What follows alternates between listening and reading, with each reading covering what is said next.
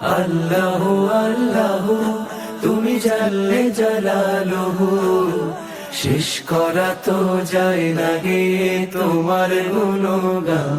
তুমি কাদের ও গফফার, তুমি জালিল ও জব্বার, তুমি কাদের ও গফফার, তুমি জালিল ও জব্বার, অনন্ত অসীম তুমি রহিম রহমান।